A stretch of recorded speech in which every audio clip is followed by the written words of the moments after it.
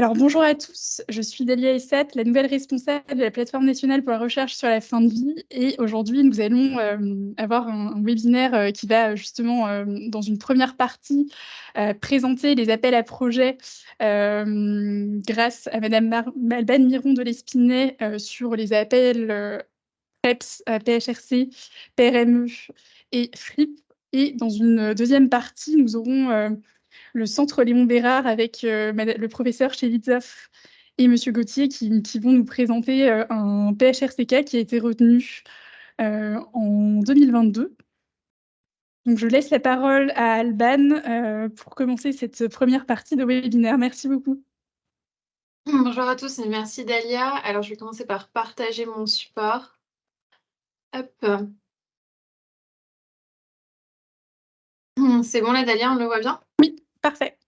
Super. Alors du coup, bonjour à tous. Je suis Alban Miron de l'Espinay. Je suis au bureau Innovation et Recherche clinique de la Direction générale de l'offre de soins, qui est le bureau qui s'occupe du pilotage des programmes de recherche appliquée en santé du ministère de la Santé et de la Prévention. Et donc aujourd'hui, sur l'invitation de la plateforme nationale de recherche sur la fin de vie, je vais vous parler un peu plus précisément donc, des différents dispositifs de financement qui peuvent soutenir les projets de recherche sur la thématique.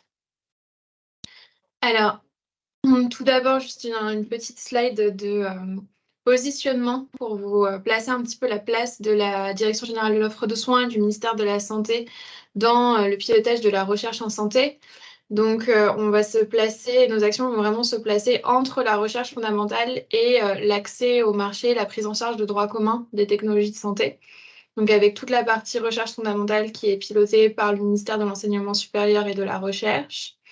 Ensuite, tous les aspects, tous les enjeux de recherche appliquée, donc de validation de l'innovation pour les aspects liés à la sécurité, les preuves d'efficacité et d'efficience des technologies de santé et des stratégies de prise en charge. Ça va être piloté par le ministère de la Santé et de la Prévention, par la gestion d'enveloppes de crédit sur l'ONDAM.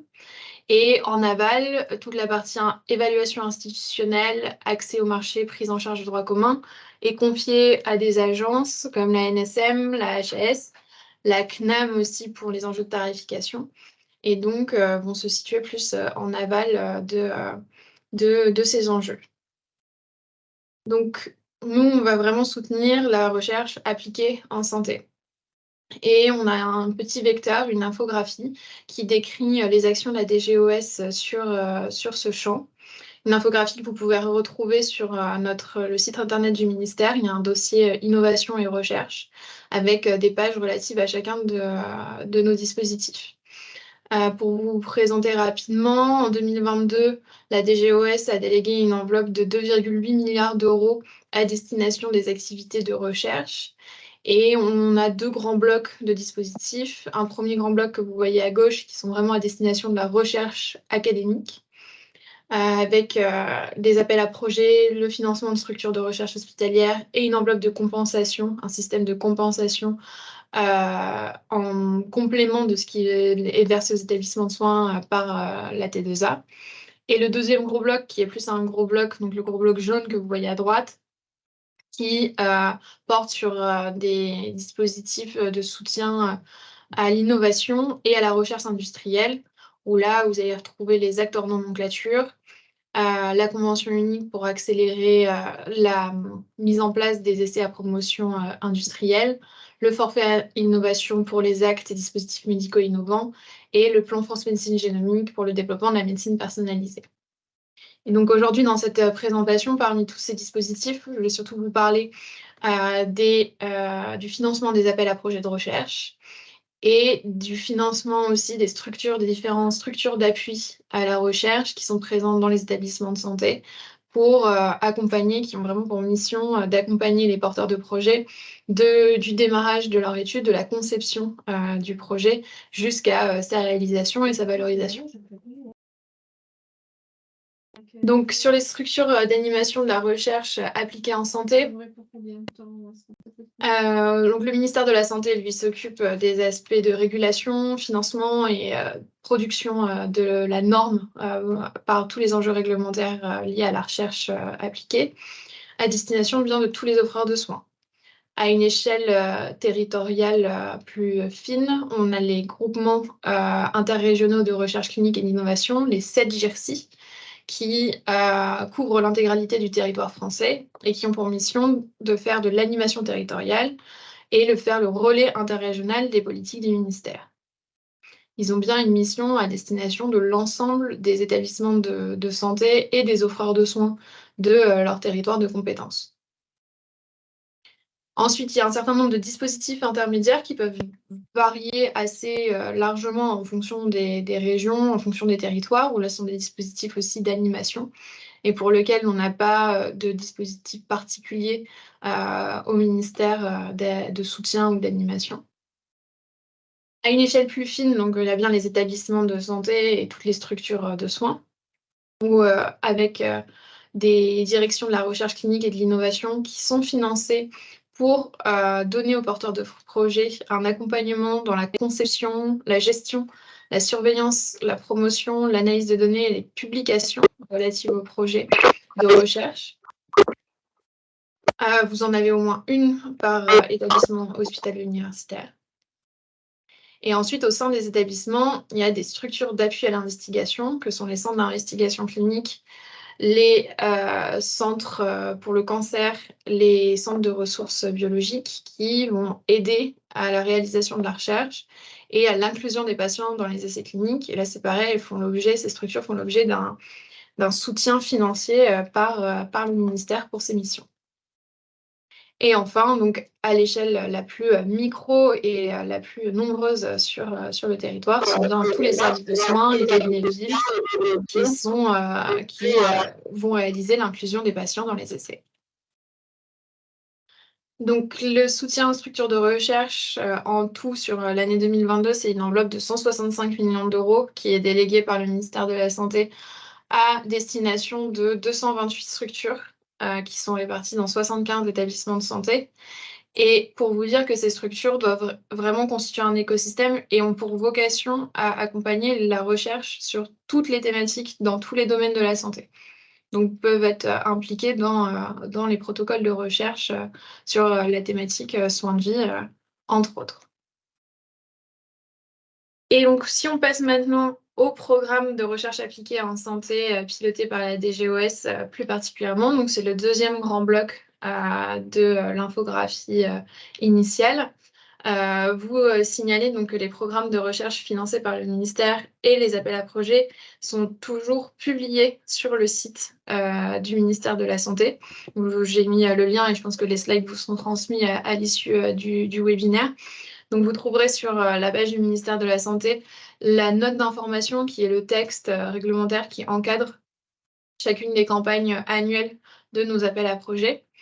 Et pour tous les aspects de calendrier et modalités de sélection des appels à projets qui sont partenariaux, donc qu'on va gérer avec l'INCa, l'ANR ou l'IRESP, vous trouverez sur les sites des partenaires tous les aspects organisationnels de ces AAP. Donc pour donner un peu plus de détails sur nos appels à projets, ce sont des appels qui sont toujours blancs, dits blancs, dans le sens où ils ne sont pas thématisés. Toutes les thématiques et tous les domaines de la santé sont les bienvenus, à l'exception des quelques programmes spécifiques au cancer. Mais sinon, tous les autres sont bien ouverts à toutes les thématiques. Avec tout de même une nuance, on appelle particulièrement, on priorise certaines thématiques sur d'autres. Le principe de fonctionnement d'une priorité thématique, c'est de dire que si deux dossiers sont jugés de qualité scientifique et de pertinence égale, au moment où on doit faire le choix, si l'enveloppe de crédit devient contrainte, on va prioriser le financement du projet qui se revendique d'une des priorités thématiques.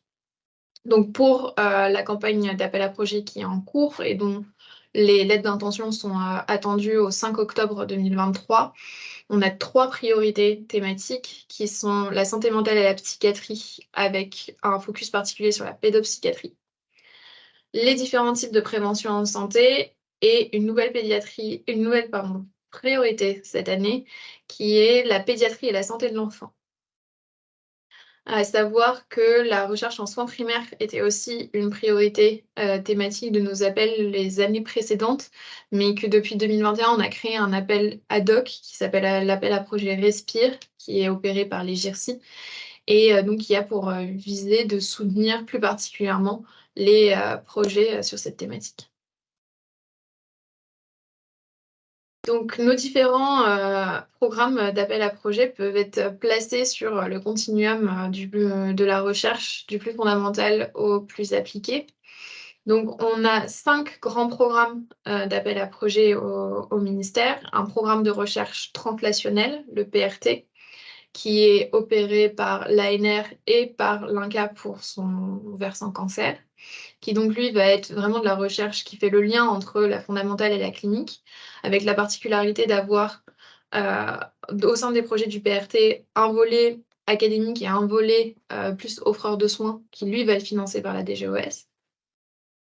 On a en deuxième programme de recherche le PHRC, donc le programme hospitalier de recherche clinique, qui, comme son nom l'indique, va se focaliser sur la recherche clinique, donc les preuves d'efficacité des technologies de santé.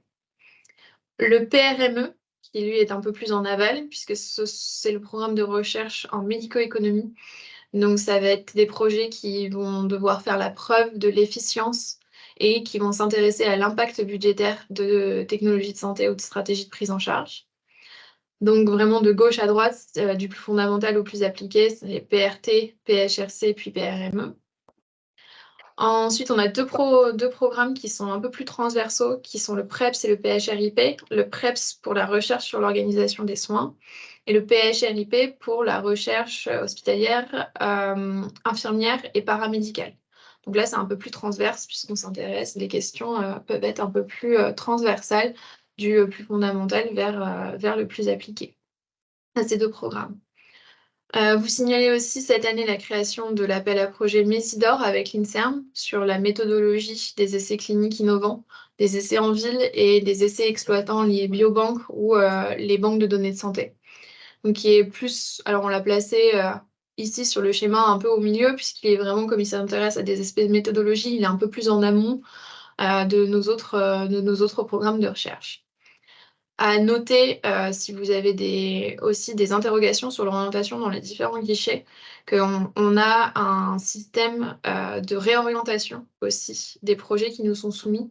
Quand on reçoit les lettres d'intention, les pré-candidatures en première étape, on demande aux porteurs s'ils autorisent qu'on se réserve le droit que la DGOS change le guichet d'orientation du projet quand on estime, en collaboration bien sûr avec les présidents et vice-présidents des jurys, que le projet déposé par exemple au PRME en fait relève plus d'un PREPS. Donc on donne cette option aux porteurs en prenant bien conscience, en ayant bien conscience que l'orientation dans les différents guichets peut de temps en temps être un peu complexe à réaliser. On donne cette option de pouvoir de nous faire confiance pour réorienter vers le guichet le plus opportun le projet déposé. Donc, comme je vous le disais, 5 programmes ministériels de recherche appliquée en santé plus Messidor. En tout, ça donne lieu à 11 appels à projets par an. Donc, au sein du PHRC, on a le PHRC national qui est complètement opéré par la DGOS, plus le PHRC interrégional opéré par les GIRSI et le PHRC cancer opéré par l'INCa. Le PRME a un seul appel à projet et est opéré par la DGOS. Pareil pour le PREPS et pour le PHRIP. Et en plus de ça, donc les PRT, il y en a 2, un opéré par l'ANR et le cancer opéré par l'INCa. Messidor dont je vous ai déjà parlé, Respire aussi dont je vous ai déjà parlé, et une création en 2022, l'appel à projet RECAMIeux, qui est un appel à projet en recherche clinique portant sur les maladies infectieuses émergentes et qui a été créé spécifiquement à l'issue de la crise sanitaire. Donc, je vais passer un peu plus vite sur cette slide où il y a beaucoup de contenu, mais du coup, vous l'aurez à l'issue du webinaire.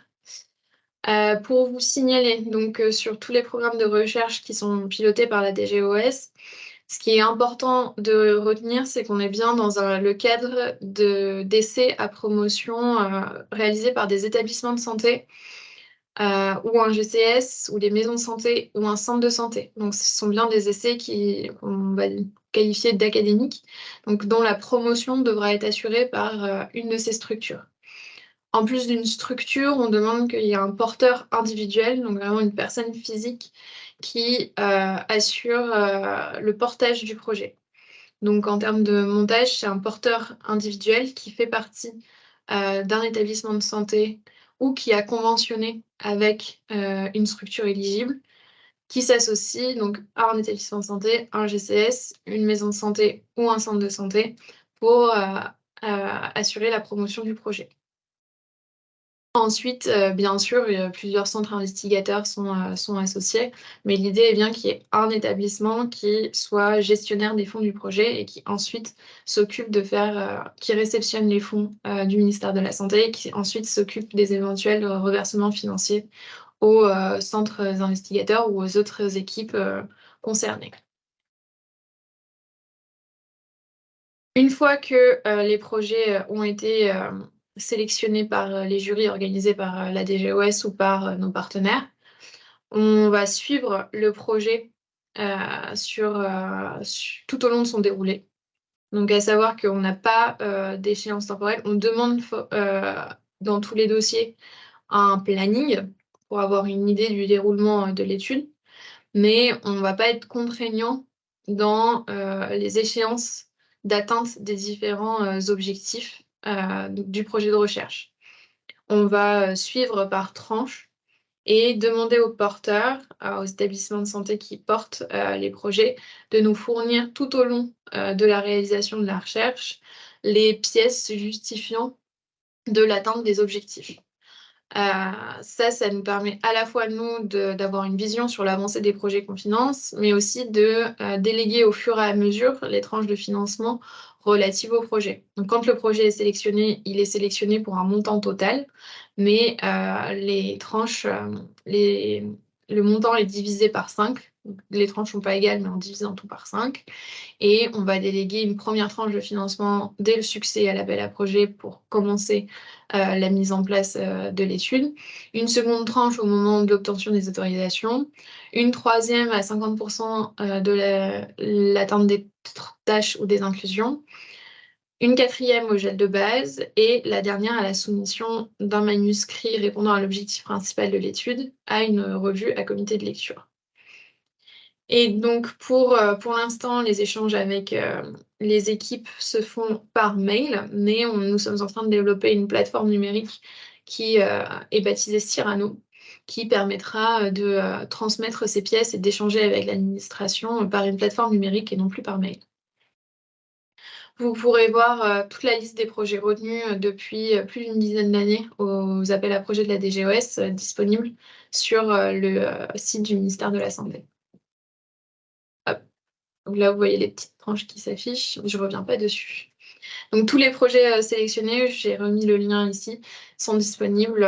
Donc une ligne par projet avec qui est le porteur, quel est le titre et quels sont les financements accordés sont disponibles sur la page du ministère. On a aussi récemment publié une version open data plus facilement exploitable que tous les fichiers Excel qu'on mettait en ligne, qui est disponible sur DataGouv pour pouvoir faire des analyses un peu plus faciles et disponible en open data.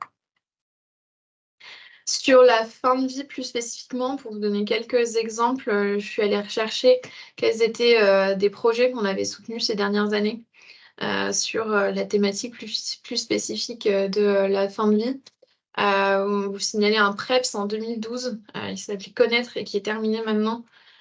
Connaître et comprendre la prise en charge des urgences en fin de vie dans un établissement d'hébergement pour personnes âgées dépendantes. Un PHRC interrégional de 2015 sur l'impact de la télémédecine dans la prise en charge des patients en soins palliatifs, une étude randomisée en EHPAD, et un PHRC cancer en 2021, donc, qui est encore en cours de réalisation, qui se propose de faire une étude randomisée, comparative, prospective et multicentrique de l'efficacité d'un adressage systématique des patients relevant d'une prise en charge en soins palliatifs lors d'une venue non programmée en centre de lutte contre le cancer. Donc quelques exemples de projets sur la thématique de la fin de vie qui ont été soutenus ces dernières années. Je vous invite à aller regarder dans l'ensemble des projets qu'on finance disponible sur le site du ministère si vous voulez vous faire encore plus d'idées. Je vous remercie de votre attention et je suis à votre disposition pour répondre aux questions que vous pourriez avoir sur nos dispositifs. Merci beaucoup. Merci beaucoup, Albane Miron de l'Espinay.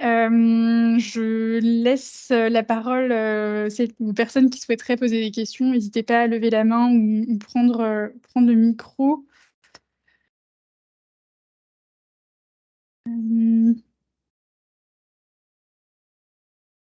En attendant, effectivement, en attendant d'avoir des questions que les gens se manifestent, en tant que plateforme, effectivement, la question se pose surtout pour les jeunes chercheurs.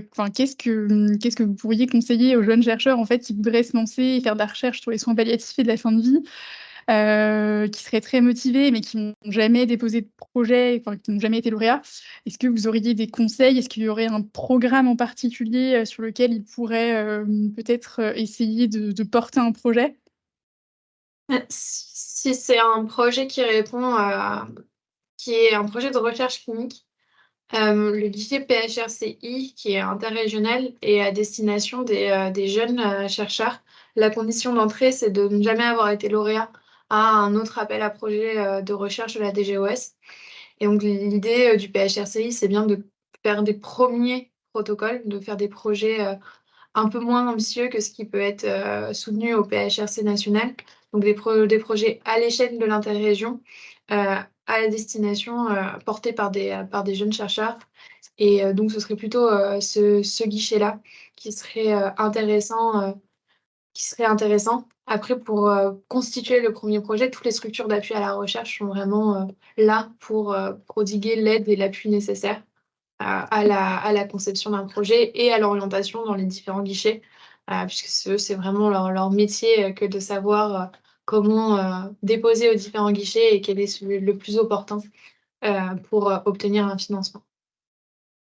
Oui, en fait, on dirait que finalement, pour un petit peu booster, faire en sorte que les jeunes chercheurs puissent déposer des projets, c'est vrai que oui, le PHRCI serait un programme sur lequel ils pourraient candidater. Et est-ce que certains dans la salle, je vois pas de questions dans le chat. Est-ce qu'il y aurait d'autres questions? Est-ce que d'autres personnes auraient des questions à poser à la DGOS, à Albane Miron de l'Espinay? C'est peut-être une question un petit peu bête. Bonjour, Bettina Couder, département soins de support à Toulouse. Comment vous allez nous donner le PowerPoint de Albane, s'il vous plaît? Est-ce que vous avez récupéré nos adresses mail? C'est une question qui est très pratico-pratique. Je suis désolée, Albane, je n'ai pas une question plus intelligente. En fait, effectivement, donc là, il n'y avait pas d'inscription, c'était un lien Teams, mais n'hésitez pas à mettre dans le chat vos adresses mail pour qu'on vous transmette le PowerPoint. D'accord. Et sinon, la date limite pour les lettres d'intention, c'est bien le 9 octobre pour tous les projets? C'est le 5 octobre. 5 octobre. Oui, le 5 octobre. Merci. Merci pour votre question. Est-ce qu'il y aurait d'autres participants qui voudraient poser une question? En attendant, moi j'en ai une autre, parce que c'est une question finalement qui revient assez souvent. Est-ce que, qui revient assez souvent, pour laquelle on... Merci beaucoup pour l'adresse. Finalement, nous, donc la recherche sur les soins palliatifs et la fin de vie, c'est vrai que c'est vraiment finalement une discipline, une thématique qui est vraiment très interdisciplinaire et multidisciplinaire. Où effectivement, on essaye vraiment de faire en sorte tout le temps que les SHS et le monde de la santé puissent vraiment travailler main dans la main ensemble. Est-ce que pour cette thématique vraiment multidisciplinaire, interdisciplinaire, comme je le disais, comment les sciences humaines et sociales peuvent être incluses? Puisque finalement, quand on regarde un PHRC, on a l'impression que c'est très clinique. Et comment, en fait, oui, clairement, dans un projet qui est plutôt clinique, médical, comment en fait les SHS peuvent être inclus dans ce type de projet?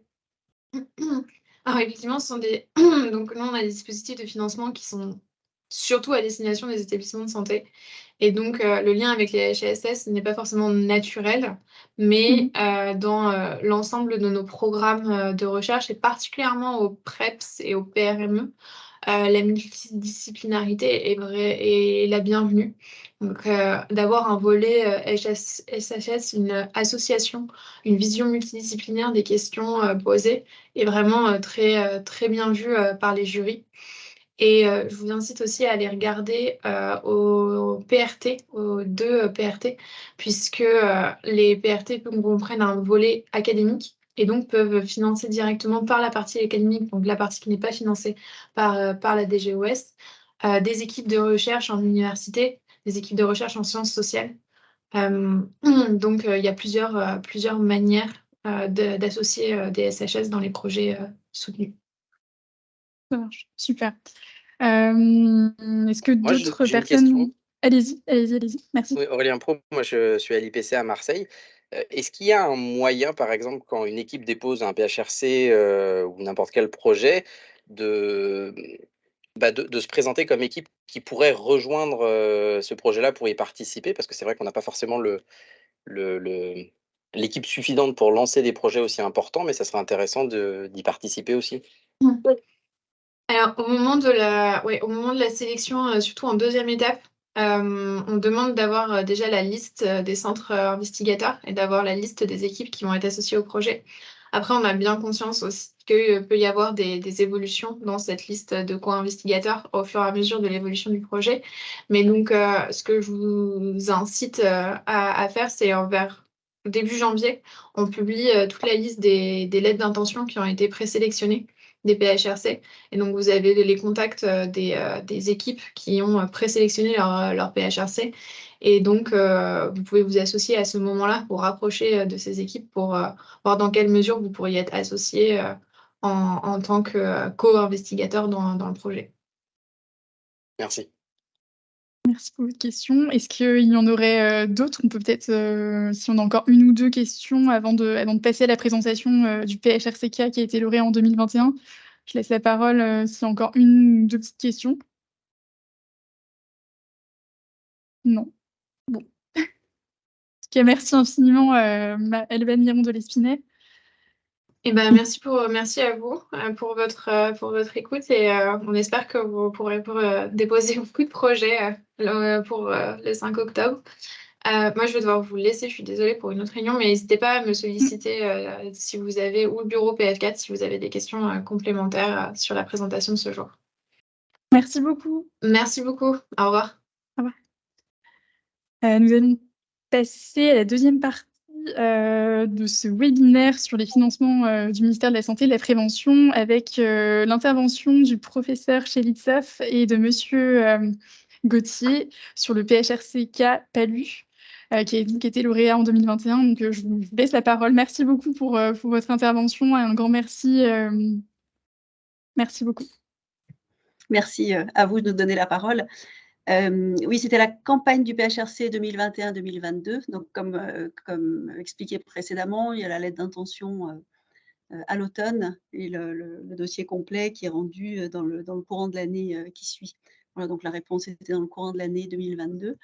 Et vous allez voir que ce n'est pas si facile d'avancer très vite derrière. Alors, j'essaye de partager peut-être mon écran. Allons-y. Et est-ce que vous voyez le diaporama? Oui, parfait. Merci beaucoup. Donc, ce projet s'appelle PALU et en effet, c'est une étude randomisée, comparative, prospective, dont l'objectif est de mesurer l'efficacité en termes d'agressivité des soins en fin de vie, de l'adressage systématique en soins palliatifs des patients une fois qu'on les a identifiés lors d'une venue imprévue. On ne dit pas les urgences parce qu'on n'est pas organisé de cette manière-là dans les centres de lutte contre le cancer, en tout cas ceux qui vont participer à ce travail. Donc le promoteur, c'est le centre Léon Bérard avec la DRCI, donc Julien Gauthier, vous ne le voyez pas pour l'instant parce qu'il est de l'autre côté de la pièce, mais il est bien là. Et coordonne ce travail conjointement avec le docteur Russias qui est responsable de cette unité justement gestion des entrées imprévues. Et il y a 2 équipes partenaires. Oui, on n'en a mis qu'une. Le département de sciences humaines et sociales qui va faire un travail auprès des soignants. Et il y a également une étude médico-économique qui est prévue dans ce travail. Les centres participants sont tous des centres de lutte contre le cancer organisés de la même manière avec ce système d'entrée imprévue. Donc l'Institut Curie, le Centre de cancérologie de Lorraine, Montpellier, Rennes, Gustave-Roussy et l'autre site de Curie, peut-être à Saint-Cloud. Ah, alors, maintenant que je suis en plein écran, les diapos ne passent pas. Si.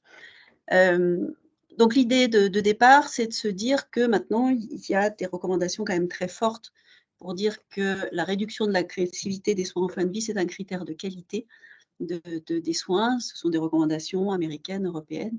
Et ce qu'on appelle agressivité des soins, on y reviendra tout à l'heure, c'est le fait d'avoir de la chimio dans le dernier mois de vie ou dans les 14 derniers jours, le fait d'être hospitalisé à une ou plusieurs reprises, de passer en réanimation, de ne pas avoir accès aux soins palliatifs. Donc ça, c'est une première chose. Et la deuxième grande recommandation, c'est ce qu'on appelle l'intégration précoce des soins palliatifs, early palliative care, dont on sait que ça améliore les symptômes, la qualité de vie, et que ça diminue l'agressivité des soins, et même si ça a été finalement assez peu retrouvé dans les nombreuses études qui existent maintenant, peut-être même un impact sur la survie globale. Donc l'idée, c'est une introduction précoce des soins palliatifs en même temps que la chimiothérapie, voire même dès le diagnostic d'une maladie incurable. Sauf que ça fait du monde.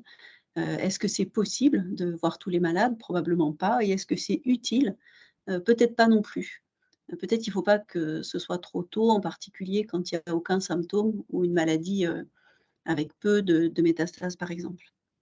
Donc notre question de recherche qu'on se pose depuis un moment, et on n'est pas les seuls, hein, c'est une thématique fréquente de recherche en soins palliatifs au niveau mondial, c'est quel est le meilleur moment pour repérer les patients qui relèvent d'une prise en charge palliative, et si on les repère à ce moment-là, est-ce que cette prise en charge palliative derrière est pertinente? Alors on avait déjà travaillé avec, au sein d'Unicancer avec presque tous les centres, 18 sur 20, pour essayer de voir si l'outil Palliadis est un outil pertinent pour screener les patients. On sait qu'il est recommandé par l'HAS, mais il n'avait jamais été validé.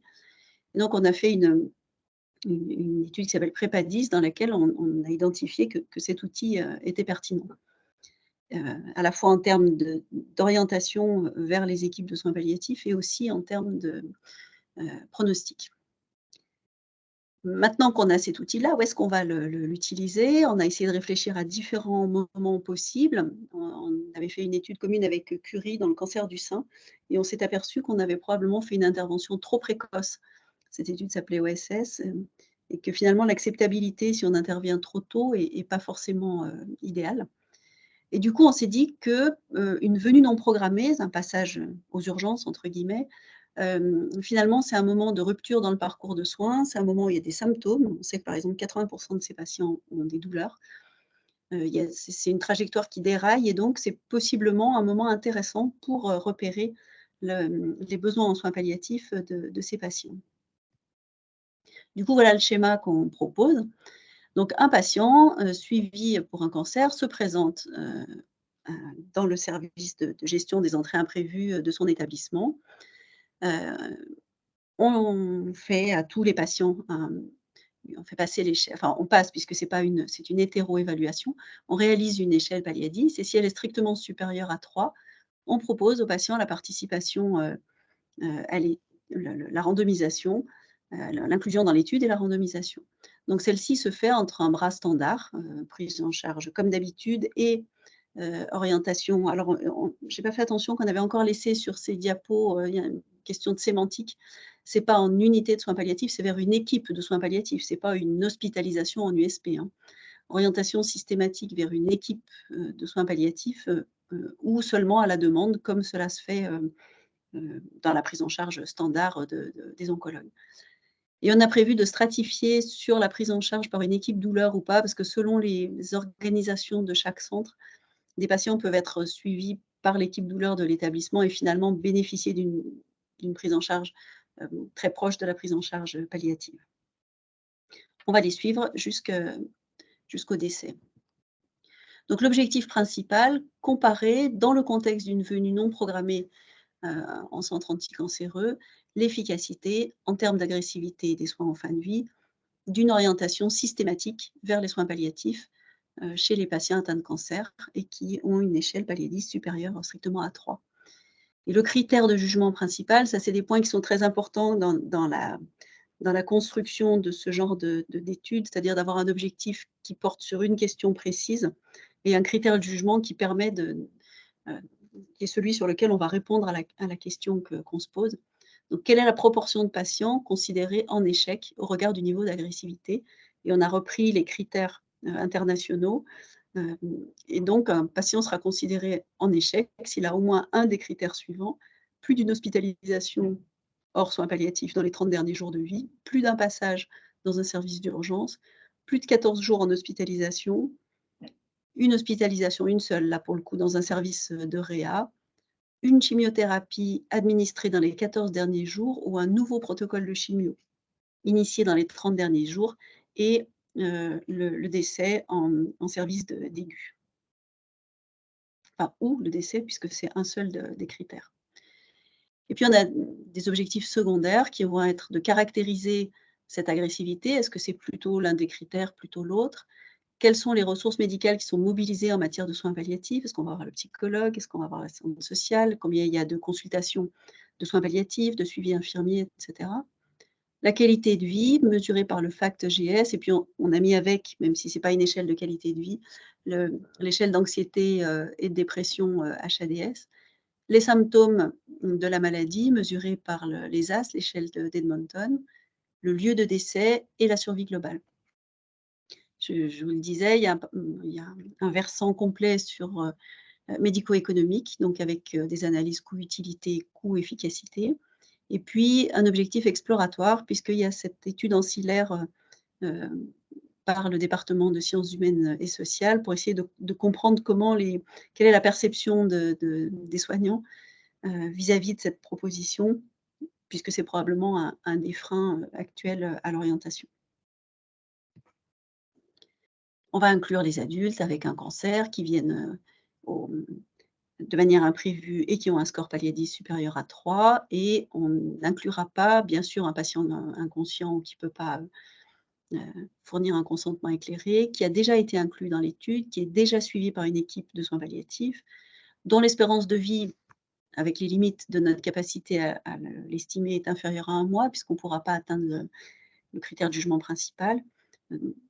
Des situations propres aux patients qui rendraient compliqué le suivi, et puis le fait qu'il soit sous tutelle ou curatelle.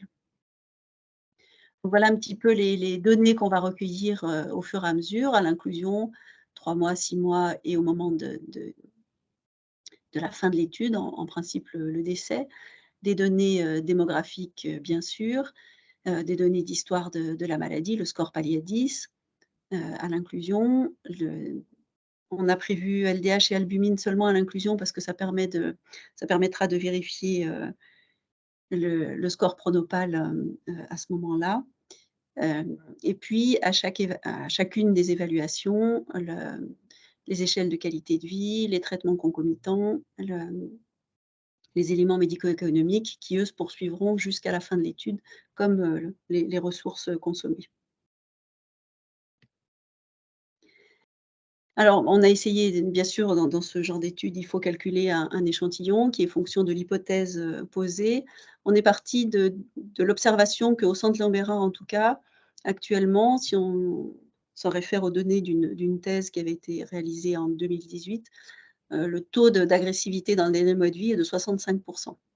Il est très élevé, mais vous avez vu que c'est un seul des critères pour chaque patient. Et on espère avoir une réduction de 20% avec cette étude. Et donc, il y a des éléments de méthodologie statistique qui permettent de dire qu'il faudrait 192 patients. Et comme il y a toujours des patients qui sont éventuellement perdus en route, pas évaluables, etc., on surestime le nombre et on prévoit d'inclure 240 patients, c'est-à-dire 120 par bras. Donc 120 qui seront suivis de manière systématique. Où est-ce qu'on en est? Eh bien, les soumissions réglementaires sont faites. Vous allez me dire, ben, c'est loin depuis l'obtention du PHRC, mais c'est finalement pas si simple que ça d'organiser l'ensemble de ces choses. On espère inclure le premier patient d'ici la fin de l'année et le dernier enfin, dans le premier trimestre de 2025, avec la dernière visite pour le patient inclus fin 2025 et un rapport statistique et des résultats sur la fin de l'année 2026. Donc le montage, ben, c'est des choses qui ne sont pas simples à faire, et ça se réfléchit dans une stratégie globale de projets de recherche. Je vous parlais de Prépadis, je vous parlais d'OSS, qui sont des études qui montent en puissance progressivement. Prépadis, c'était une enquête multicentrique, mais elle était un jour donné. On avait répondu à des appels d'offres et c'est finalement la Fondation de France qui avait financé ce projet. Donc, ce sont des processus longs. On a des organisations qui sont différentes. Il nous faut arriver à nous rapprocher le plus possible de nos organisations. Et encore, les centres anticancéreux, on est assez homogènes. On a aussi des hétérogénéités de pratiques. Il faut qu'on utilise de la même manière l'outil. Et puis, il y a tout le travail de répondre à la lettre d'intention, le dossier final, etc. Ça, c'est beaucoup, beaucoup de boulot. Et ça, c'est l'aide absolument précieuse de la DRCI. Vous disiez comment faire pour de jeunes chercheurs qui voudraient répondre. Vous ne pouvez pas le faire seul. Rapprochez-vous de vos DRCI. C'est vraiment, enfin, c'est une masse de travail alors d'abord, il y a toute la compétence statistique, mais c'est aussi un formalisme qui est qui doit être maîtrisé pour pouvoir espérer avoir des succès dans ce type de dossier. Et puis la toute dernière slide que va vous commenter Julien. Comment on fait? Tu te mets là, comme ça tu… Je peux prendre la caméra si tu veux. Ou tu prends la caméra. Vas-y. Bonjour. Bonjour. Donc, je m'appelle Gauthier, je suis chef de projet à la DRCI du centre Léon et responsable du pôle opération clinique pour les essais non précoces. Donc, comme disait Gisèle, on ne l'a pas présenté sur cette slide, mais ce qui est important, c'est la collaboration pour monter des projets entre les cliniciens et les équipes de recherche clinique. Je pense que vous avez tous des DRCI dans vos établissements. Si ce n'est pas le cas, il y a des structures académiques, probablement dans les GIRC, qui peuvent vous apporter une aide pour le montage, la méthodologie ou les questions réglementaires.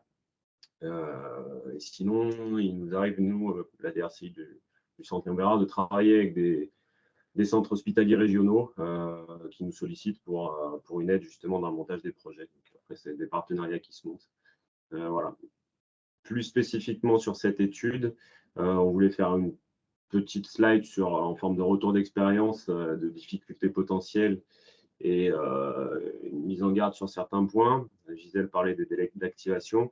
Alors, on a souvent tendance à penser que quand le financement est obtenu et qu'on a l'approbation, l'accord de tous les cliniciens pour participer, l'étude peut ouvrir. En fait, il y a tout un tas d'étapes nécessaires et souvent séquentielles qui doivent être conduites avant l'activation de l'étude. Du côté du promoteur, on a la conception des documents de l'étude, donc surtout le protocole, les notices d'information, tout ce qui est procédure de l'étude, la création d'une base de données qui permettent de répondre aux objectifs du projet, tout le volet réglementaire, incluant les délais de soumission, mais aussi d'instruction. Dans le cadre de l'étude PALU, on a des collaborations avec différents pôles, donc ça nécessite des interactions pour valider toutes ces questions sur les variables à recueillir dans la base de données, comment est-ce qu'on les analysera à la fin. Donc, c'est pas mal d'allers-retours qui prennent du temps. Et puis, au-delà de la conception par le promoteur, il y a aussi des délais qui sont inhérents à l'implémentation dans les centres, comme les passages dans les commissions internes, qu'il existe quasiment dans tous les établissements, et puis les délais de négociation des contrats. Pour PALU spécifiquement, et pour illustrer une des problématiques qu'on peut avoir à traiter pendant la période de conception, c'est l'afflux éventuel de patients potentiels. Parce que d'une manière générale, on a souvent du mal à inclure dans nos études, les études académiques. Dans le cadre de PALU, on s'attend plutôt à l'inverse.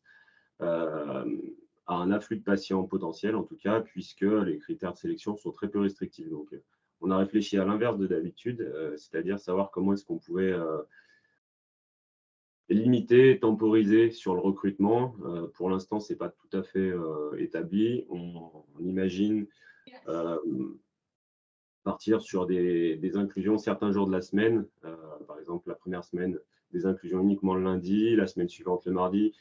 Tout ça pour pouvoir pour éviter de biaiser le recrutement, sachant qu'on a des patients qui ont des profils assez similaires d'une semaine sur l'autre, les lundis ou les mardis. Donc voilà, c'est le genre de réflexion qu'on peut avoir à mener en amont de l'implémentation. Et puis un dernier point de vigilance sur le financement. On est beaucoup à répondre à des appels d'offres. C'est très, très concurrentiel, que ce soit au niveau de la DGOS ou des associations de patients ou tout type d'appels d'offres. On a tendance des fois à vouloir restreindre un peu le budget pour être compétitif, mais par expérience, ce n'est pas trop une bonne idée, c'est plutôt une erreur. Il vaut mieux estimer le coût réel des projets. Ça ne veut pas dire que le projet ne sera pas accepté et ça permettra de conduire dans des bonnes conditions. Dans le cas d'une étude qui doit durer plus longtemps que ce qu'on avait prévu au départ, les coûts explosent rapidement au niveau des prestataires, au niveau des frais de personnel. Donc, c'est très important de pouvoir estimer au plus proche de la réalité le budget de l'étude. Et puis, j'ai quand même mis un petit point sur la redistribution des fonds alloués aux centres participants. Quand on monte nos budgets, il faut faire attention à ce que les prestations qu'on va demander aux centres investigateurs pour l'inclusion des patients et leur suivi, les surcoûts médicaux, soient pris en charge de façon juste. Ça facilite l'adhésion des centres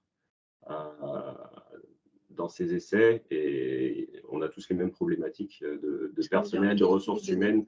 Et c'est important de pouvoir reverser une partie de ce financement aux centres qui participent à nos études. Voilà. Et je pense que c'était la dernière diapo et les mails des différents intervenants si vous avez des choses spécifiques à demander aux uns et aux autres. Merci.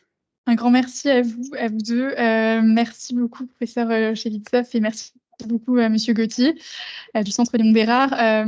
Juste pour rebondir sur la question qui avait été posée et pour laquelle Alban Miron de l'Espinay avait répondu sur ce qui... Enfin, sur en fait les conseils pour candidater un appel à projet. En fait, la réponse c'était plutôt pour se lancer, pas pour le côté technique, appui méthodologique. C'était plutôt pour voilà, le plus simple quand on est jeune chercheur. Effectivement, comme le disait Alban Miron de l'Espinay, c'est peut-être candidater plutôt sur des appels à projets du type PHRCI qui permettent vraiment finalement à des jeunes chercheurs de aussi pouvoir rencontrer d'autres chercheurs au sein même d'une région interrégionale. Et effectivement, pour tout ce qui est question, on va dire, un petit peu grille budgétaire, etc., c'est sûr que l'appui se fait effectivement via les DRCI, mais ce n'était pas l'objet de la question.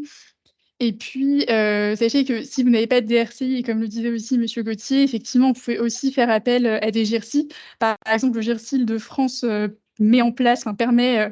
par exemple, pour relire une lettre d'information ou même relire un protocole, permet par exemple des plages horaires avec un méthodologiste. Donc voilà, en tout cas, merci infiniment. Et puis, n'hésitez pas si vous avez des questions. Je ne crois pas avoir de questions dans le chat. Mais voilà, en tout cas, n'hésitez pas si vous avez des questions. Et puis, si. S'il y a une question qui arrive. Si. Je vous laisse... Ce projet, pouvez-vous me dire si vous êtes passé devant un CPP? Je te laisse répondre puisque nous sommes en train. C'est RIPH 2, on a soumis un CPP, on passe en séance le 3 octobre, effectivement. Voilà.